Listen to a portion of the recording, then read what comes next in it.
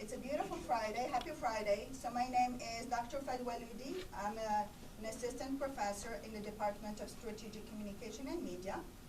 And we have today a panel of very accomplished and wonderful graduates of this department that they're going to share with us their thoughts on their time here and also give you hopefully some advice on your careers. So please, before we get started, I would like you to welcome me, to join me in welcoming them. So thank you for being back to SRU. And I would like to begin by introducing them, and then I will give you all the opportunity to introduce yourselves. And after I introduce them, they tell us a little bit about who they are. I will ask them a few questions, and then you'll have the opportunity to ask them a few questions as well. So our first panelist is our Lifetime Achievement Award recipient, Brad Gentile. Brad is a 1986 graduate. He is the manager of international communications for Thermo Fisher Scientific in Frederick, Maryland. He has worked in video, media, and broadcasting for 25 years with the NFL, NBA, WNBA, NHL, NASCAR, and other major collegiate athletics. Among his many projects is a hip-hop show, In the Streets, through which he worked with artists such as Jay-Z, Kanye West, I guess now we call him Ye, right? And I have a different name for him. and Rockefeller Records. Brad is the recipient of many awards, including a Capital Regional Emmy, the Maryland State Arts Council, the Aurora Best of Show Award, the Crystal Vision Award Communicator Award of Excellence, the AP Outstanding Sports Reporting Award, and many others. He is a board member of the Dream Day Foundation. And our next panelist is a Hall of Fame inductee, Amanda Goodman. Amanda, right here. Amanda is a 1999 graduate. She is a social media journalist working in the areas of child safety and advocacy, a consultant in the area of reputation management, and podcaster. She is an advocate for legislation to protect children from sex offenders. Amanda successfully lobbied for legislation to remove the statute of limitation for sex crimes against children. She has been a vocal anti-bullying activist and spearheaded the development of local chapters of Stand for the Silent in North Africa and Iowa. She also hosts a weekly podcast, Faith and Four-Letter Words, which is available on major streaming services. She has won an Emmy Award, was named YMCA Honoree as Child Advocate of the Year, and she is in the final stages of writing a book entitled, wait for it, F the Comments. So. Our third panelist is Hall of Fame inductee Glenn Graham. He's a 1989 graduate. He has been a sports reporter for the Baltimore Sun newspaper since 1990. He covers prep athletics, focusing on soccer, boys basketball, and boys lacrosse, and covered many Baltimore teams, including the Ravens, the NCAA Final Four men's basketball, World Cup soccer in 2022. He has received the Maryland-Delaware District of Columbia, the MDDC Press Association Award for his coverage of high school football. Glenn is a member of the Washington-Baltimore News Guild. And our last but not least Hall of Fame inductee is Melinda Kaiser. Melinda is a 1992 graduate. She has developed, managed, and implemented many national awareness campaigns for major special events and for very famous clients such as Gateway Health, Heart Failure Society of America, Highmark Blue Shield, Blue Cross, Capital Blue Cross, Blue Shield, and many others. Prior to launching her own firm, Melinda worked for Mullen, a large advertising and PR agency where she managed the healthcare and technology PR division. She has won national, regional, and local awards, including the highly acclaimed Renaissance and Golden Triangle Award. And Melinda has taught advertising and PR courses at the undergraduate and graduate levels at Point Park University. And now on to our Undergraduate Excellence Award winners. So we have Marissa Mastrangelo. She is a 2022 graduate, a fresh graduate. She majored in digital media production with a focus on television production. She has served as the public relations director and webmaster for WSRU FM and was elected to be the executive producer of SRU's No Judgment Zone productions during the spring of 2022. Marissa also served as the assistant copy web editor for all print and digital content of The Rocket and was the student social media manager, video producer, and editor for the SRU Communication and Public Affairs Office. And she was also a digital media intern at Iron Mountain Entertainment Services in Boyers, PA. You were, or you're still? Still currently am, okay. but I finished my internship. Okay, congratulations. Thank you. And our next Undergraduate Excellence Award winner is Juliana Rios. Juliana is also a 2022 graduate. She was an IMC major with a minor in graphic design. She is a social and SEO specialist for Corkboard Concepts Marketing Agency. And while at SRU, Juliana was a member of SOUL, which is the student organization of Latinos, Hispanics, and allies, which she served in many capacities, including president. And Juliana was a member of the Honors College, the project manager for her communication capstone project, and an emerging leadership experience peer mentor. She also served as the social media outreach coordinator for the Office of Community Engaged Learning and volunteered for the Hello Neighbor organization in Pittsburgh. Wow. Thank you all for being with us today. And I would like to start with asking you all to imagine that this audience is a class of middle school students. So could you please tell us under between 1 minute or two what it is that you do and whether it matches what you imagined you'd be doing after graduation where you were here at SRU? So who would like to go Ladies first? first. Oh, you're so nice. So good.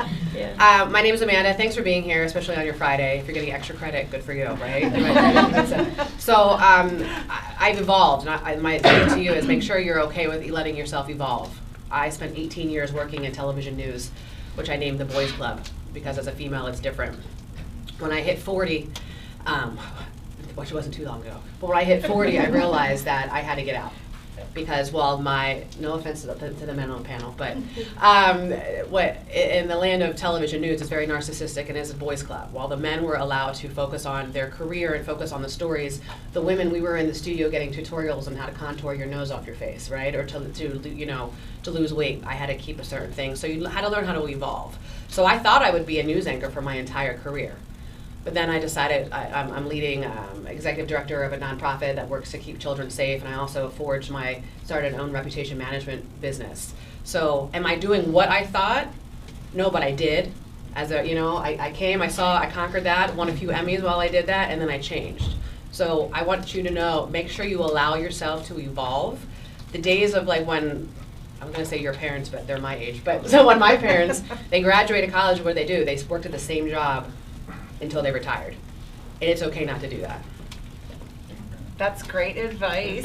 I really admire the path that you've taken. I think some of us probably started off in not thinking we'd be communications majors, myself included.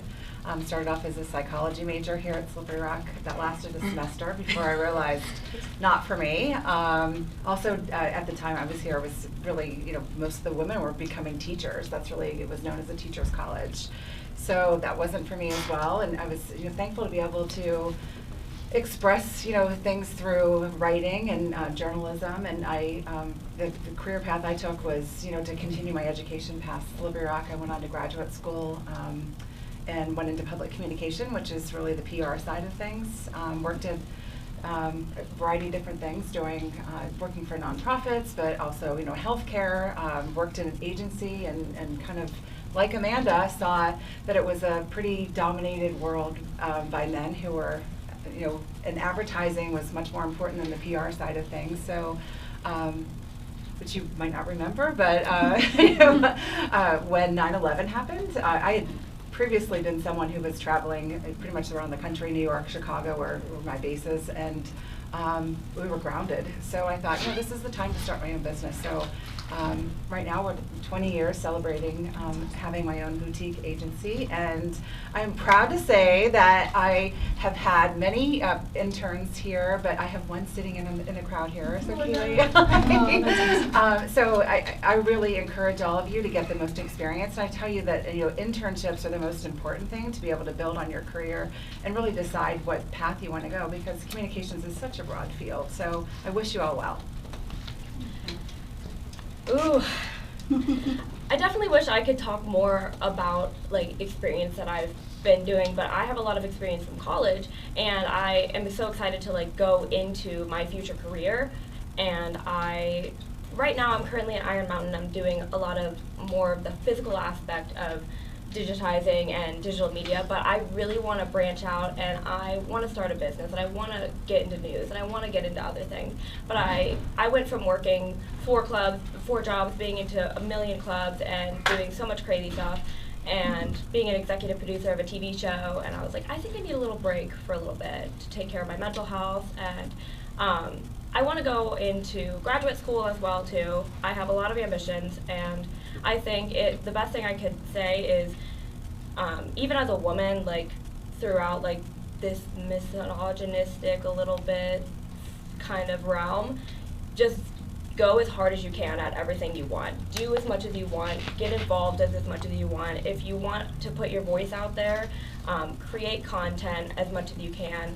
Just put yourself in the best position for yourself that you possibly can, while also taking care of yourself. I think that's really the most important thing. But don't ever stop following your dreams, for sure. So I guess the question was, where are we where we thought we were going to be? And kind of to echo what these ladies are saying is to let yourself evolve. And I was in a similar boat. I came into Slippery Rock, and I was dead set my entire life on becoming a teacher. I wanted to be a teacher. And within the first 2 weeks, a first seminar, I don't even know if that's a thing anymore, first seminar, it still is, okay. I decided, I was like, whoa, okay, this is not for me. And so I really longed for something that gave me the flexibility and the creativity to really pave my own path. And that's exactly what this department does. It allows you to hone in into what your specific skill sets are and what your passions are, and really allows you to amplify that and follow that through. So I am a content SEO, social media specialist at a marketing agency in Pittsburgh. We're a small little team, but to kind of reiterate is the evolving is obviously from my track record, I'm passionate about people and serving people and doing what I can to serve certain populations, but I had to jump into something that wasn't necessarily my comfort zone. I had no experience in SEO when I signed up, but I worked at my internship for a company that I now work for, and they were confident in my capabilities to evolve, to change the system, to shake it up a little bit. And I think going forward, I'm not where I thought I was going to be sitting as a freshman in my first seminar class, but I am proud of all that I've been able to look back on and accomplish, and I encourage all of you to do that as well, as to challenge yourselves, to allow yourself to evolve, to challenge the things that you may not be comfortable in, and really open yourselves up, because if you don't, then you're losing so many opportunities by not. That's a great point. Challenging yourself to do just something different. Thanks everybody for taking this time. It's awesome. I had a really important professor, Dr. Elwood Carwan, who really was influential, and he just took me aside after class and goes, what do you want to do after this is all done? And I said, I think I want to be a sports writer. And he goes, well, you got to get on the rocket. So I was still early, got on the rocket, and you got to just pursue everything you can possibly pursue, because it's just really important to to open yourself up and take chances and just be happy. And 32 years later, I still love what I do. I'm still, I work for the Baltimore Sun, and I cover sports, and that's always been a big passion for me. So it's just been a blessing. But I would say the message is just like work hard, follow your dreams, and kind of remember that you're not only representing yourself, but you're representing the school, your family, everybody who cares for you. You're representing them as well, and just be happy. Hello, good afternoon, good morning, wherever we're at. I can reiterate with Amanda. Yes, I actually did live what I want to do. My dream was to be in broadcasting. When I graduated, it was very difficult to find that career. I did 10 years in the crazy news business, so I can appreciate what you have to say, Amanda. When I tell you communication, it's such a broad perspective. My career went from broadcasting to corporate communications. I started my own business, had my own business for 15 years, just recently moved into a full-time role because I don't want to carry all the gear anymore. So your career can take, as we hear, evolve. You're going to evolve in your career. I think Glenn is unusual that he has 32 years in one job, because we don't have those jobs anymore like our parents did, where you went to one job and you stayed for 35 or 40 years. That's rare. So don't be afraid to challenge yourself. Step outside of your comfort zone, try some new things. You know, I'll speak tonight a little bit about, you're going to face some challenges, you'll face some ignorance in the world. Just fight through that and follow your dreams, really.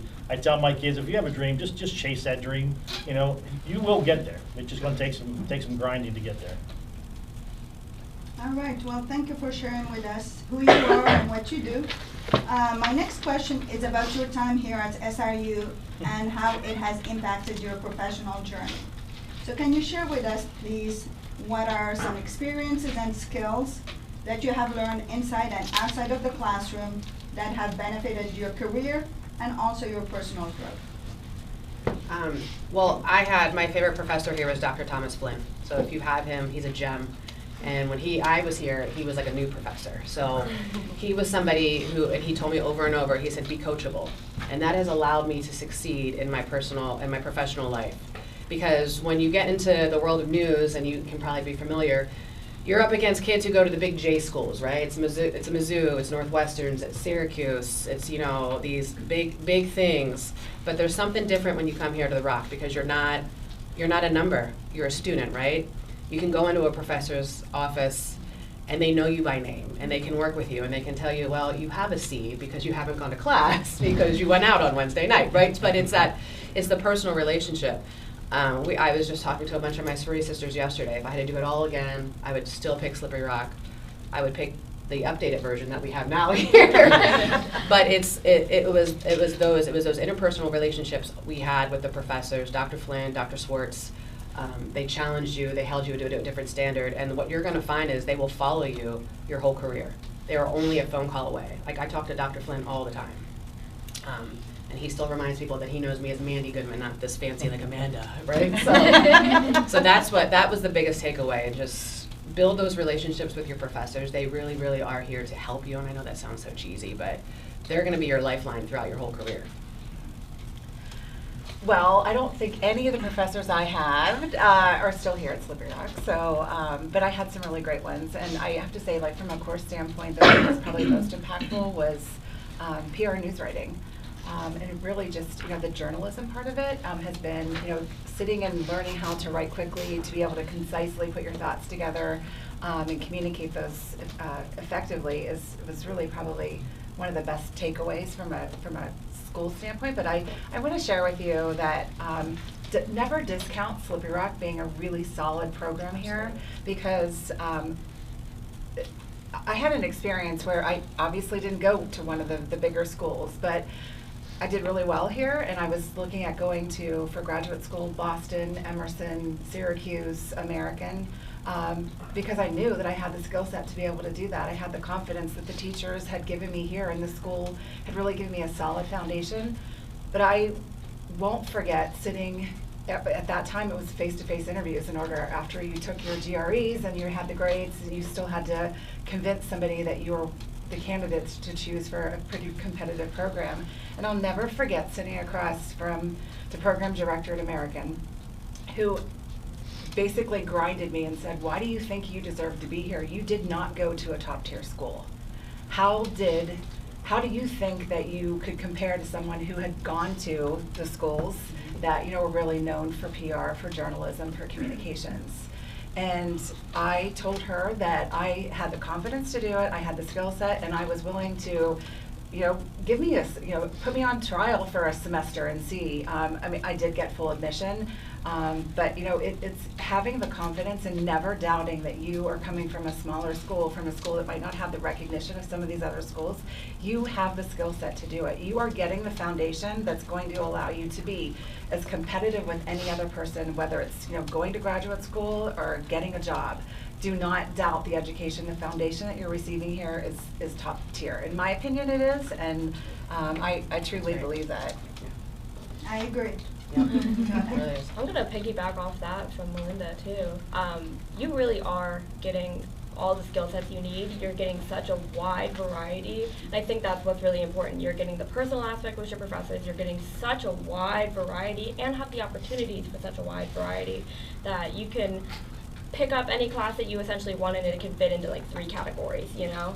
So I think branching yourself out. I mean, my senior year I took a class with Dr. Harry and I had no need to, no reason to, and it was a journalistic writing class, and it was just because I had joined the Rocket and I was like, well, I want to keep contributing like stories, and I feel like I should have like some journalism, like writing. I'm more of a digital media person, so I've been taking classes with Keppel and like coding classes and video production classes, and I was like, I don't really know a lot about writing, but I also had an English minor, so I was like, I should probably jump on that train.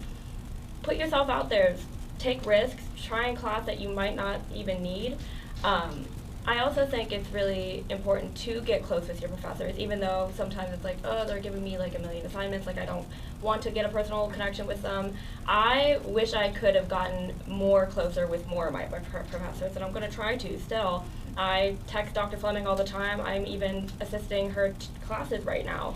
I talk to Dr. Dolan all the time. I think it's really important to stay in touch with your professors, and you have so many opportunities here that I would like to even say I came in as an exercise science major. So I switched in my second semester of my sophomore year, and then COVID happened. So half my career was online anyways.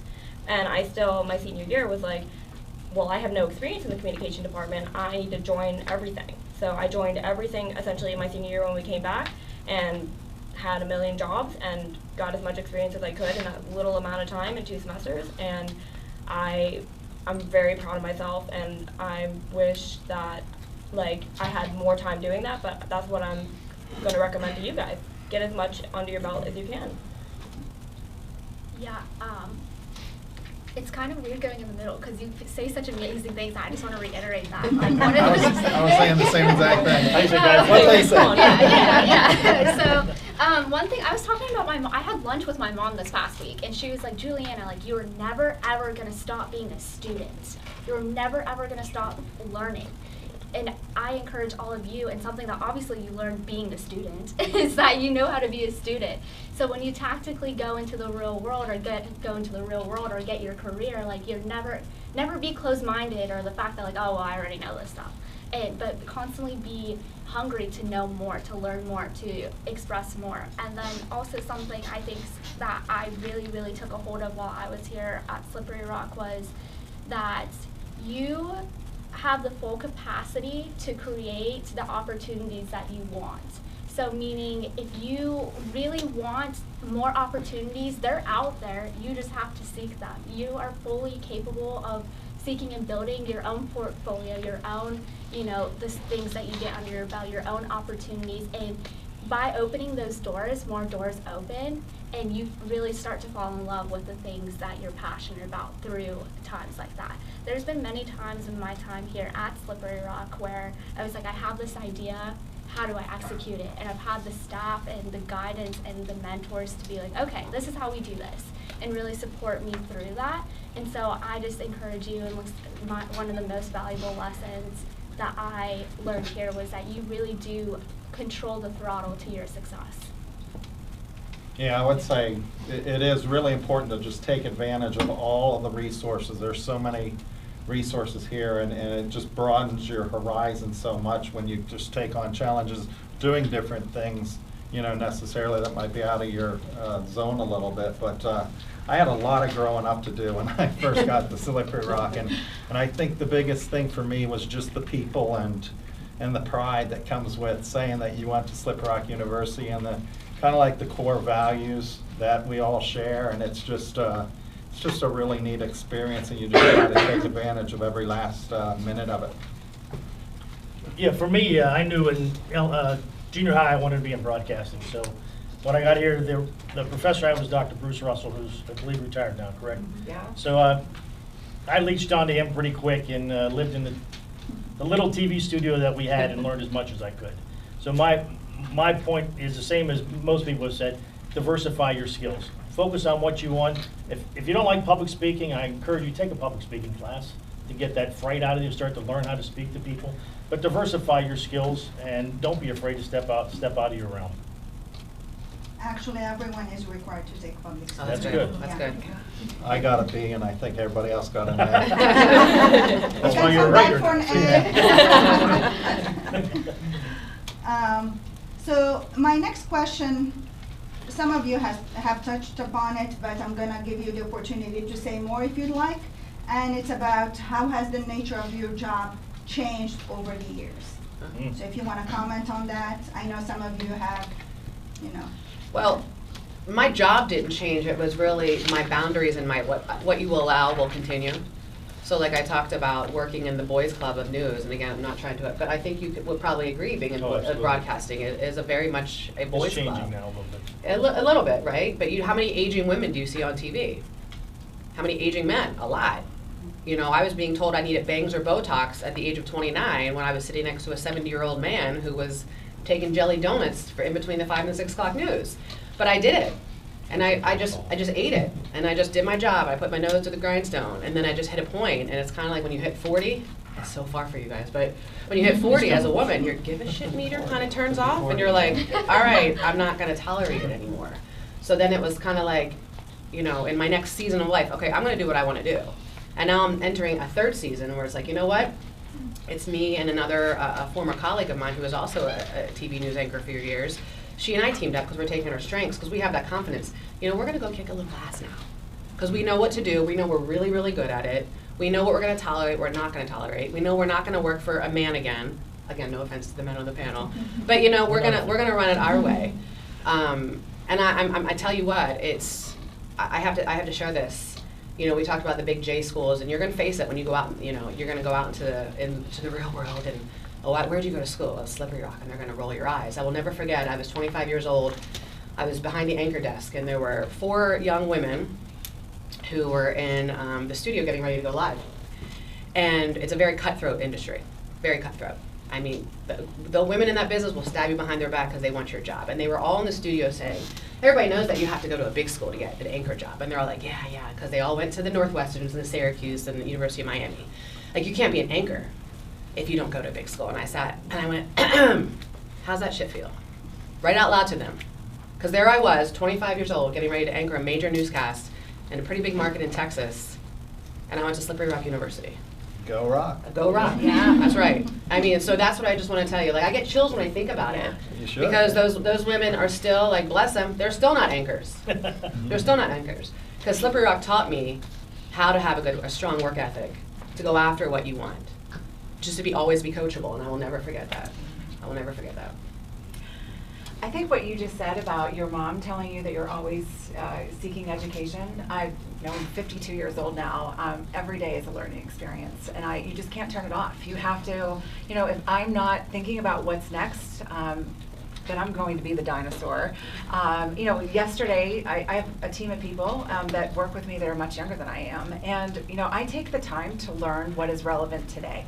And I think you always have to figure out what's relevant always. And you just can't give up on like the aspect of, today's a learning day, every day is. It's that you don't know everything, but you have to have the confidence that you can learn everything. So I just encourage you to really just have the confidence. And it does take some balls to be able to like just say, you know what, I can do this job, I can do it better than somebody else, and giving yourself the opportunity to do that. You know, you just can't doubt that you're able to do that. Do not doubt that. You know, it took a lot for me just to say, do a really great job. You know what, I'm gonna leave and I'm gonna try it on my own. I didn't have, you know, the financial backing to do that. It was just like, you know what, my attitude was, if I fail, I can get another job. Jobs are out there. So if you have a desire to be your own business owner, to run your own shop, or do something, whether it's, you know, early in your career or later, do it. You have, I mean, what's the worst that can happen to you? There are jobs out there. You will find a job. So always just have the confidence in yourself. I love that. Could you reiterate the question one more time? Because I'm so, like, I loved their answers so much. I was like, what am I supposed to say? So basically, how has the nature of your job changed over the years? Okay, so definitely, years is not something I can attest to. But, I wish, but I could say at least this, from my experience in jobs that I've had throughout my time at the university, social media, like content creating essentially, or like news stuff, doing stuff with the Rocket, just essentially content creating. I'm going into a whole different community of like historical archiving, which is really interesting, and I'm learning like the back ends of that, which is like project management, and I'm learning about like all this stuff that is related to stuff I'd never would be able to see. I'm learning how to like take photography and take pictures of negatives, take pictures of books, and create them into digital like items, and using software like that I've never touched before, cameras that are over $100,000 to like, and I have to just adjust my skills that I've learned and utilize those. So I think it's really interesting to like go into that realm, because that realm like barely exists anymore. But all of the stuff that I'm working with clients that are huge, and I'm not even sure if I'm supposed to be saying what they are, but I am. Boeing, Apple, CBS, World Bank, just all these great companies that I'm taking their assets and I'm essentially digitizing it and giving it back to them into a better form, and they're storing it. So I think it's really interesting to like work in that realm. But the struggle that I've had with that is I am so ambitious and I want to see efficiency, I want to see organization, I want to see good stuff come out of it, but I'm working under some management that I could be better than, and I'm thinking that as a student, and then my 30-year-old project manager is not able to do billing correctly for 3 months in a row, and I'm like, I want her job. So it's essentially like those are the struggles that I'm currently working through, and I'm like, well, I want to be able to get there, so I'm going to do everything that I can to put myself in a position to get into that. And I think after I get out of this realm, when I'm finally done with my little comfort phase, I'm going to branch off into what I want to do next. So don't feel like you're stuck in wherever you're at, because I know that this is not my forever life, but I think it's like take what you can from all your jobs and add it to your next job, for sure. Yeah, so I think the nature of just like where I was as like a freshman or even a college student, and then where I am today, is like I really, really had to hone into, you have to be your best advocate for yourself, as in like when you're in college, your professors only give you an assignment, they'll give you all the materials. They'll give you, this is all you need to do this, now go and make something amazing, which is amazing. But when you get into the real world, they're more of like, go make something amazing. And you have to figure out and be your own advocate and your own, okay, well, I need A, B, and C resources. I need I need help doing this. Knowing who to ask. Feeling like when you're constantly, like, especially in my role, because SEO is so new, and it's, I don't know if you, does anybody know what SEO is? Search engine optimization, I'm sorry. But it's so new and it's developing so quickly and we're learning so much. You have to be your best advocate in your career as far as being a problem solver and a resourceful person and being that lifelong student and asking the big questions and knowing how to get from A to B. Even though if you don't really know, you don't know what the roadmap looks like, but you know what B looks like. And I think that's like something that's definitely changed from my college careers to now, is knowing what questions to ask, being a resource to the company, but also being your best advocate and being able to supply amazing product. Yeah, I would say the newspaper business has changed dramatically. It's pretty remarkable when the online came, and it just blew everything up to the point where like major newspapers folded. And our staff at the Baltimore Sun, we had like 275 employees in our newsroom. Now we have about 70 of us. We don't even have a newsroom. We all work remote, and we just got all of our stuff moved out. They didn't renew the lease, and it's tough. So it just keeps you like, you got to keep feeling like you're enjoying what you're doing and you're loving what you're doing, but you got to keep on your toes in case something happens that you might be looking for a new job. So it's a little bit disconcerting, but I still really love it a whole lot, enough to keep digging in and grinding away. I think the theme here is you have to evolve, right? Your career, you have to evolve as an individual and as a professional. Your careers are going to change. Sometimes at no circumstance to yourself, it just happens, and you have to evolve. I did the same thing. I have worked for people that you say, how does this person have this job? You will face that. Figure out how you take that person's job. Just keep grinding. Yeah. You talk about the news industry, it's changing as well. I started in broadcasting, did it for 10 years, and I worked in inner city, never knew Glenn before, in Baltimore, and a couple times I had some instances where I didn't think I was going to make it home. And when they bought me a flak jacket, I said, I'm done. And so I went into corporate communications, and then eventually started my own business. So I continue to evolve. If you don't evolve, you'll become a dinosaur in the industry, because so many things are changing. SEO didn't exist when I graduated from college. So you need to learn those things as you grow, and always continue. Tell your mother, yes, you always need to learn. You're always a student. You're always a student. Don't ever stop learning. Well, thank you all. Final question. So we have a classroom full of students who are looking for internships and jobs. What is the one single best advice you can give them? Graduate from Slippery Rock University. I'm going to give the same advice. Be coachable, and you don't know what you don't know. Right. It's kind of, you have to look, as much as you guys know and as much as you're advanced in social media and all these other things, those who go before you, we have a lot of knowledge too, right? And the ones that went before us, I mean, we have it. So you have to know that, just remember that. You don't know what you don't know, and just be thirsty, and don't be arrogant when you go into the real world. Be hungry for, knowledge, show your skill, but don't go walk in with the chip on your shoulder like, well, you guys are old and you're Generation X. I mean, I think I'm Do we have a generation? Generation X. We're the latchkey kids. So just be thirsty, and just be very, very coachable, and just kind of leave your arrogance. Be confident, but don't be arrogant. Be humble. Be humble. Yeah, absolutely. I think the best advice I could give to you is to make sure that you're honing your writing skills. No matter what part of communications, what part of the field you're in, writing is essential. It's what people see first. They don't get the opportunity to meet you face to face. They see what resume you're sending to them, what communication you're putting out there. And I quite honestly, if your contact with me is not well written, I'm not looking at it. I have to tell you, Kaylee reached out to me on LinkedIn, introduced herself, and knew that I was a Slippery Rock graduate. We started a rapport, and at the time we weren't even looking for an intern. I'm like, you know what, this girl has it. So I want to meet her. I want to communicate with her, and that's how it works. And also, I know this sounds so old school, but I can tell you that it makes 100% of a difference.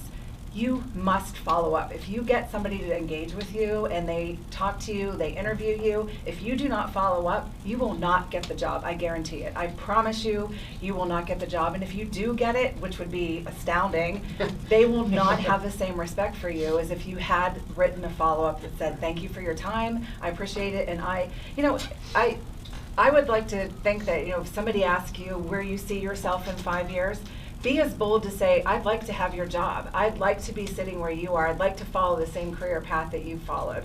People want to hear that. They want you to have a confidence that you're willing to take that step and be as bold as, figuring out how to get there. So again, follow up, make sure that you're communicating. You know, putting your resume out on Indeed when you're ready to graduate, it's not going to get you a job without having some sort of a contact. I mean, it's like, we have a job opening right now. Within the first day, I had 100 applicants. I mean, I'm not going to sit there and go through 100 applicants. I can't. So make sure if somebody reaches out to me, I'm probably going to take a second look at their resume. I'd say regarding internships, I'd say my best advice is look for something you want to do, but also look for something that you don't know how to do, maybe. Like, I think that's the whole thing about an internship, where you are going to go into it and you have to be like taught to do, I mean, obviously having like some basic skills, like to know how to do it, but like go in and like get taught something to be able to learn, to get that experience from them, and then move on with it. I think that's what is really essential to like your growth and where you can see yourself too. But I mean, if you want to take 2 internships, I wish I had taken actually 2 or 3 internships. And quite honestly, I know sometimes that's like it's also like hard because you're college students, like you want to be paid, like do what you can on your own time, essentially. And also see if you can do anything through the school, like see if you can get a connection with someone through the school. I had a connection with Mike Schnell, who's the digital design director of the public affairs office, and he was offering me an internship, and I didn't end up needing it because I did a long one. I did a 12-credit one, but when I came in as an exercise science student, he's the one that like essentially grabbed me. He's like, you should be a comm student, like you should work for me, but I was still exercise science. And then I jumped on with him, was doing content creation for him alongside his intern that was a senior, and I was putting out better content than that intern. I was putting out better work and had a better work ethic than that intern, and he ended up just giving me the intern's job, essentially. So, and I was a sophomore, not even a communication major. So I think if you have the drive to be able to learn something and do it, even though like you might be scared, just what they've been saying, have the confidence to like put yourself in an uncomfortable position to have growth from that. So I think that'll be good for you. Yeah, I really enjoy the humbleness and the confidence and the knowing your capabilities, but I think it's also very important to walk into a room and how can I help you? Be an asset to that company and to that organization. I have A, B, and C skill sets that you are missing in an intern right now. And this is what I can offer you. And through that, so many doors are going to open, but also just being so open to opportunities to learn more, to do more. I would not be where I'm at if I wasn't willing and saying yes to things I didn't know or things that are out of my comfort zone. So that's, but you also, again, with the humbleness and the confidence, like know your skill set. Don't ever like lure out like things that are so outlandish that you don't know, but have confidence in like where you are, but offer it and frame it as if you're an asset to that organization before you're even a part of that organization. Yeah, well, all great points. I would say, yeah, I don't have anything else to say. Questions, right? Yeah, like set goals, be confident, and just try to take as much advantage of every kind of avenue that opens up. And just, just try to do your best to grow. Yeah, again, all great points. I would say listen. I mean, they always say they give you 2 ears and 1 mouth for a reason. Listen. You can learn a lot from listening. Don't be afraid to do. When I started out, I didn't have the opportunities that you had. We didn't have the internet. We didn't have a lot of things. I did not do an internship, and I regretted that. So for me, it was doing a lot of work, like pro bono work, doing free work, showing people what my abilities were. That eventually got me into the door. So don't be afraid to do some things, as you mentioned, that are uncomfortable for you. And listen, try to learn, try to take it all in. Be humble, don't come in with an attitude. They're all great points. I mean, I've worked with so many young people in broadcasting, corporate communication, come in with this attitude. I got this degree from so-and-so, and you just want to kick them right back out the door because you don't want to deal with that type of an attitude. Come in, be teachable, be humble, be appreciative of what they're offering you. Ask a lot of questions. You'll have great opportunities, I promise you. Thank you. Great tips. Thank you so much. So now we're going to open it for questions from the audience. So if anyone has any questions, go ahead. Mine's for Amanda. What sorority were you in? Funny you should ask.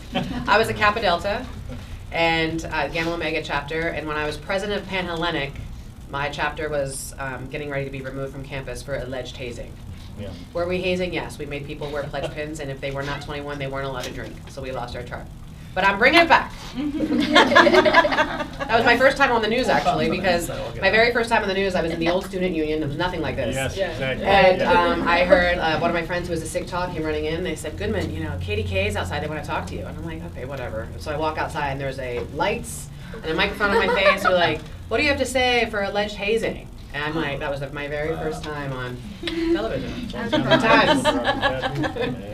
Go Rock. Yeah, go Rock. Go ahead. It's just, how did you know that you were in the right place when you started for jobs?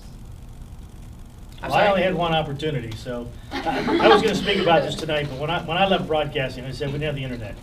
So I sent out letters with a stamp, right? So I had over 100 rejection letters from TV stations across the country, which I kept for about 20 years.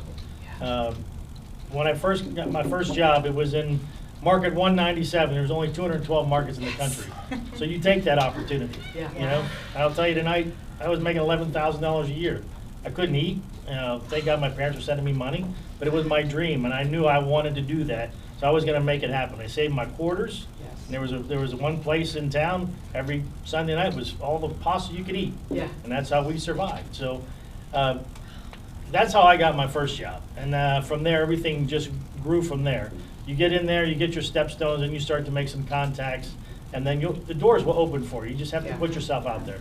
You know, Brian, you mentioned that. So when my first broadcasting job, I found out on a Tuesday I was moving to Amarillo, Texas. I walked into my parents' bedroom and I said, I'm moving to Amarillo, Texas. My dad's like, where the hell is Amarillo? I said, I have no idea, but I'm moving on Sunday. And I moved there, and I remember over the phone, I said, how much was I making again? Because I didn't ask, I didn't care. Right. She's like, $6.50 an hour.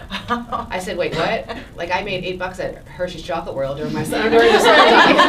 And $6.50 an hour. And I lived off ramen, and I lived off tuna. I mean, I was eating, it was ridiculous. But there were times, I'm like, do I want to go to dollar beer night, or do I want to pay my electricity? That's right. I was going to dollar beer night. You did it, and we were working, like, all the time. You worked 7 days a week, but you were only getting paid for 5 of those. But I loved it because you do it because it's your passion. Mm-hmm. And you put your nose to the Yeah. grindstone. And I was in a very small market. It was like 136, Yeah. I think, Amarillo at the time. And I'll just add on to that. When you get into a market, if you're going to go into broadcasting, you mentioned when you get into broadcasting, you'll work long hours. When we started our weekend news, I was the first weekend anchor. So you did not only shooting it, but you edited, you did the producing, you did everything. You ran your own prompter. So that's why I tell you, learn all those skills. You may get into a market where, like, hey, we don't have a prompter. You know, we don't have a producer. So Yeah, learn same. to write. If Same. I- Oh, Oh, go ahead. Yeah, you're good. Yeah, the same can be said for the newspaper business. It's a grind, and it's a lot of hard work, and you're putting in way more hours than you're getting paid for. So you really have to love what you do. I mean, at the end of the day, you kind of have to push and just be loving every day.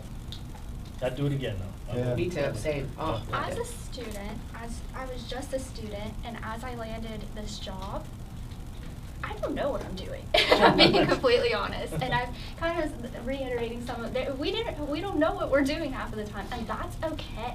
I think like a lot of times, like being a college student, or even coming to college, which I'm so glad you all are here and taking a chance on your education, but you don't know right out of the gate what you want to do or who you're gonna be, or we don't know. Like I guarantee Amanda didn't know exactly where she would end up when she was a college student, and so I think that's reiterating going into kind of just sit in almost the unknown, the uncomfortability, and learn how to thrive in that, because those doors are going to open for you.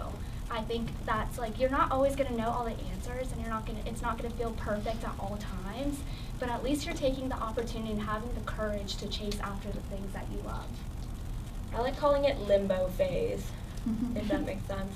Just know your worth. I think that's just the biggest thing about yourself that you need to be confident in. Know how much you're worth, and know that if you have the skills to show how much you're worth to a company, or if you feel like you're not being appreciated, then go to a different company. Like obviously you're gonna be in situations then that you're gonna have to be uncomfortable and not be paid or felt like you're worth for a little bit, but eventually you'll get into a position where you're like, okay, I want to work somewhere where they understand my worth, and that's what you should focus on.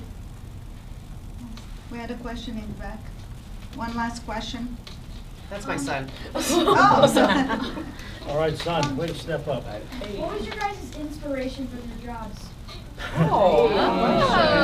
Great question. I was tired of seeing men on the news. I still am. I still am. I mean, because they're still there. Please don't. All the men in the room. I don't hate men. I love men, right? But I wanted to be a female journalist, and I wanted to do the who, what, where, when, why, and I wanted to uncover stuff. I wanted to do big stories, and that's when I hit the wall, and I knew I had to get out because I was being a hypocrite because the business changed. It was about the young, pretty blonde. Like, how blonde could I be? I was suspended from the air for 3 days because I got my hair dark. It was a shade darker blonde. I was suspended until I got back to the bleached blonde hair, I've seen that. right? Yeah. Right, you know, so when the business started to change, and what you allow will continue, right? Like, I had to weigh in every month and to send to consultant how much I weighed. Like, on election night 2016 was the tipping point. I'm going off the rails here on this question, son, sorry, but it's 2016. Because in election night, that's when there are no prompters. That's when you get to show your chops as a journalist, right? There's no prompters, it's ad-libbing. I interviewed every single candidate. Former President Trump actually was my favorite interview I've ever done in my life because he shocked the hell out of me how intelligent and soft-spoken he was, right? So I interviewed everybody that was running that year, every single one. Worked from 7 a.m. till 4:30 the next morning, straight through, loved it. When everyone else got to eat pizza, there was a salad strategically placed at my desk by my news director, right? My Napoleon complex news director. So the next day I walk in, we were supposed to have a post-election meeting, and the news director calls me in, so I have my co-anchor here and my meteorologist, the sports guy's behind me. He said, I just need Amanda right now. I'm like, that's all right, what's up? He's like, don't ever wear that dress again. Yeah. He's like, you look like a fat fucking hippo. Yeah. My son has heard the F word by me many times. And I looked at him and I'm like, not from Harrisburg. We're a little gritty in Harrisburg. And so I lunged at the guy. I lunged at him. And it was like 18 years of Boys Club just built up in me, and I lunged at him. I didn't know I was going to get. I was going to choke the hell out of him when I got there. But it was that and I walked back to my desk, and I will share this. This is in the book. This is why the book is called F the Comments. You know, I get back to my desk, and he goes, "Hey, don't ever wear that dress again." And I had found out in between there that all the male managers were in the production room asking the director to rewind the tape. Look at that angle of her. Look how wide she is. I wore a size 5'6". I would kill to be that fat now, right? So he said, don't ever wear that again, you make me sick. So I looked at him, and Inner City Harrisburg came out, and I said, eat a D. He goes, what? And I said, eat. And that was the day I realized that I got out. Yeah. That's when I forced my hand to evolve, because otherwise, as a man, No, I he's was sitting gonna here ask you saying that that he question. can. I was going to ask you if they told you what to wear. It's not unusual for them to have consultants to tell even some of the male anchors, you can't wear that. It's not a good color on you. Oh, It's not unusual in that business. I'm wearing a black suit jacket. It's very like every picture you'll see of me, I'm wearing a black suit jacket because I started wearing. I was like, if I look like a man, will they treat me like a man? Because no one's commenting Don't on the change man that. or what they wear. I mean, men on TV are like they're aging, they're wrinkled, they're bald. You know, good for you. But like I was told at 29, I needed Botox. I mean, it's great, but whatever. I think PR is a little bit safer. Don't wear that northern I always looked at it as reputation management. It's really kind of spinning the story. So when you have an incident like that, or you're able to figure out how to tell it a little bit differently, I think if you're not worried about your weight, PR might be a good place for you. No, I think with where I've seen some change over the the course of my journey in communications has really been, the separation of church and state, and now it's like everything's so blurred, and they're telling you to be so authentic, and I get that, but it's. I think sometimes we're tipping the scales maybe in the wrong direction a little bit too. That is extreme, what you've experienced. It's and I hope normal. that nobody else ever has to experience me that. either. It's just that's Call really, me if you do though. I got right. you. Right. I got Well, you. thank you all for joining us, and thank you all for taking the time out of your day to be here with us. Thank you. Good luck, everybody.